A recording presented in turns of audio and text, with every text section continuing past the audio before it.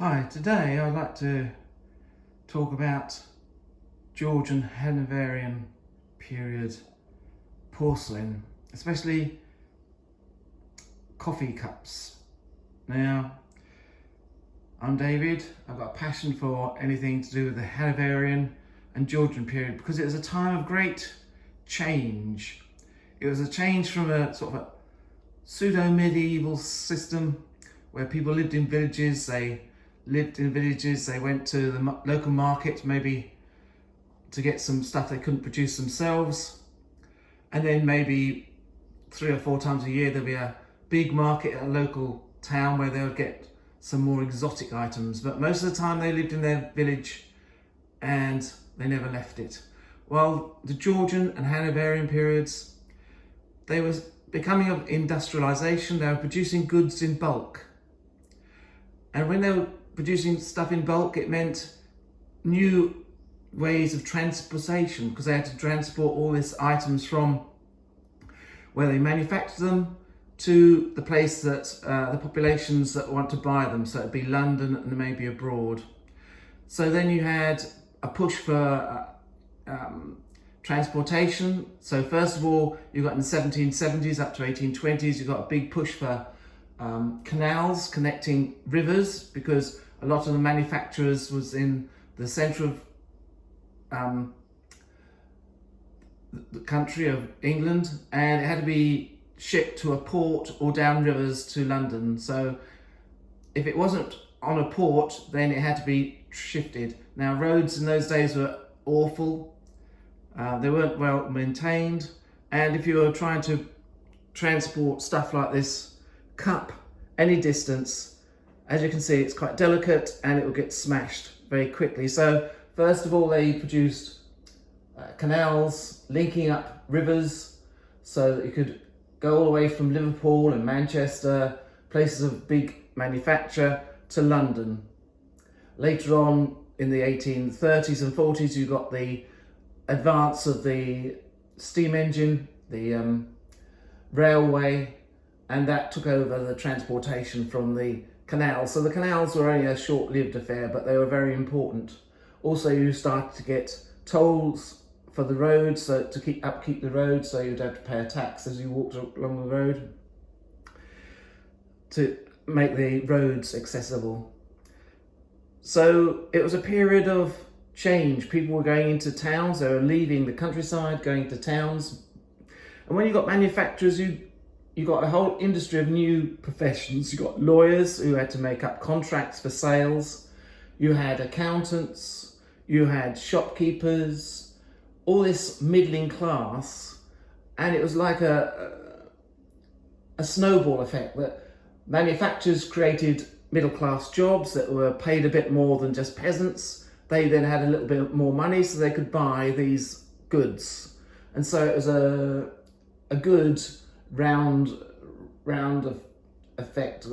One evolved into the other. So manufacturers meant that there was better paid jobs. Better paid jobs meant there was more money in the hands of middling sorts, and they were the people who were able to buy these items. So it just was in a circle.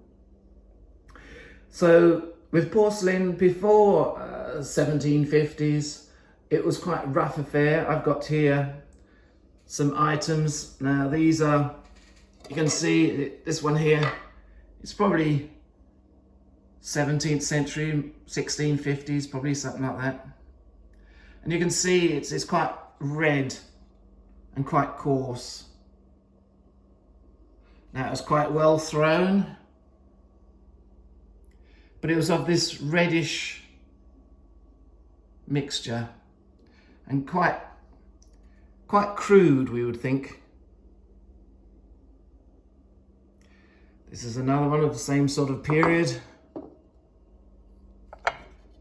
Again, you can see it chips easy. These little chips, it's very fragile, so it can chip off. Again, quite well thrown, but it was quite coarse.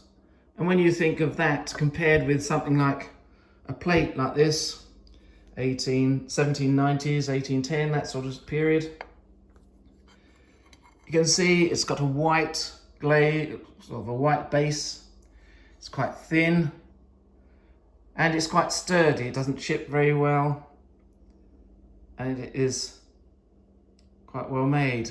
Now the first people to make very good what we say porcelain, and we now call China from the country that it came from, was China. Now this is a coffee can, I believe, of the 1790s. You can tell by the shape of the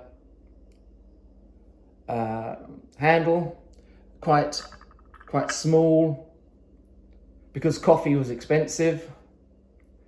And you got that sort of lip at the bottom. Now these would have had saucers. Now the saucers don't often survive. There's more likely to be the cups than the saucers. And as you can see on this one, you've got a Chinese scene. Now this one could be, let's have a look at the bottom. Hasn't got any markings. It could be a Chinese import. But when the British took over and were able, people like Wedgwood in the 1770s, 1780s, started to produce very good porcelain. They'd actually found out how to make this white porcelain, bone china.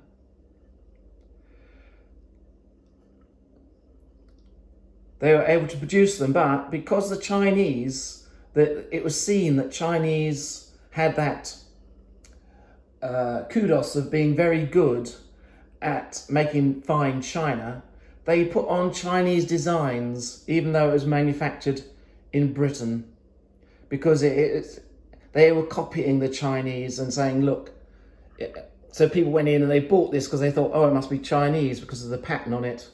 So even though it had a Chinese scene on it, oftentimes it was not. This one could have been imported. It might be made by a British company. I'm not sure on that one. And then you had lots of other designs again.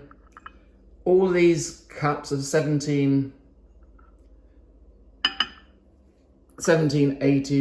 1790s, these here. You can see that they're all the same sort of size.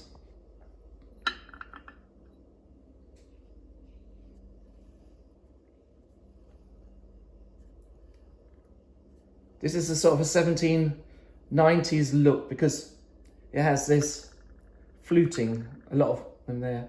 And they're very fine as well. So if you put it up to the light, it's very nice fine bone china. So those would have been the early ones. So they've been quite early, 1780s to 90s. But then you've got the Regency period and you've got this flash of colour. So these, like this one here, it's got like a Chinese design, but it was probably made in Britain. They had this, again, a lot of these had the same sort of handle. So again, you can tell often the date by the handle. Now these are about 1750s, sorry, 1715. 1720. So Regency. And the Regency was known for flair. You got things like the Regent built Brighton Pavilion, where it was a mixture of Chinese, Indian, all these different influences. And this one, you think that it's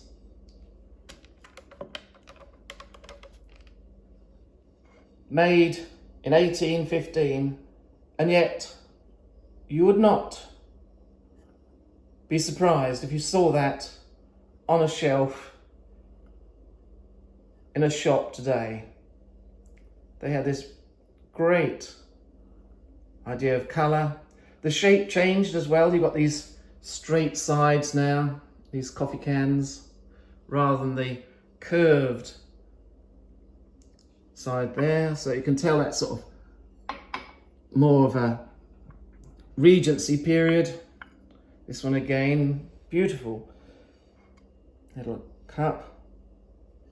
Again, sort of influenced by sort of Chinese type of wares. And these, because they've got a slight chip maybe, or the gilding has gone, they're quite cheap.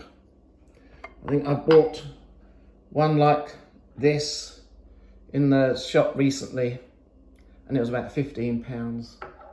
And you think you've got all that history to go with it. Again, you've got this one here, very beautiful design. Again, you would not, they've got chip there, you see, that's why it's so cheap. But even with that, you can put it on your shelf and just hide the chip by going one side. Just showing it like that, I think that'd be a good way to show it, where you can't see the chip that much. Now I buy these things mainly for the history, to think of who bought these, what their life was like, you know, what was the coffee tasted like. Yeah. And then you've got this one here. Again, all these, you can see they've got these straight sides now. A Chinese design with somebody in the garden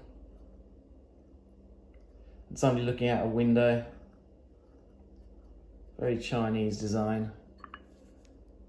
It's New Hall, so that is English. That was made in New Hall, England. So even though it's English, they still use the Chinese design. And then you've got another one here, it's a bit more same sort of thing.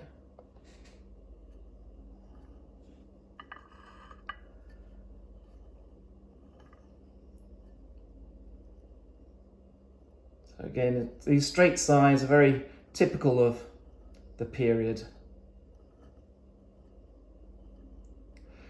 Some of these were hand painted, and some were starting to do transfer painting, where they had it on a transfer and then they just stuck them onto the... Now they would have had, this is a transfer painting. So it's just on a transfer, and then it was on like a sheet and you just stuck it onto the... So it was quite easy to make. You didn't need the skills of painting. Somebody did the transfer and then they were stuck on there. I think they're called bar or Bart transfers. 1810s, 1820s. This is the cut that goes with it. Again, with the straight sides and the same sort of handle. So again, you can see, you can date it from that. And this is actually the one that goes in here, so that one does have a saucer, but most of them don't. And again,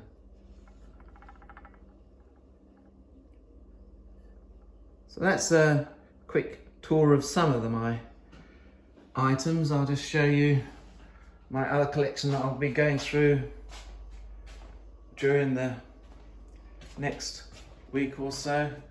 This is the tea. I like to do this is a coffee pot there, a coffee pot.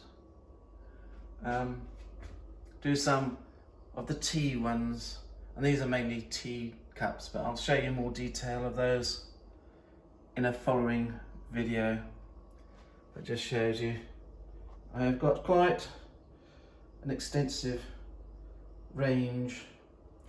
And then on the small ones, the early coffee cups, I got them up here.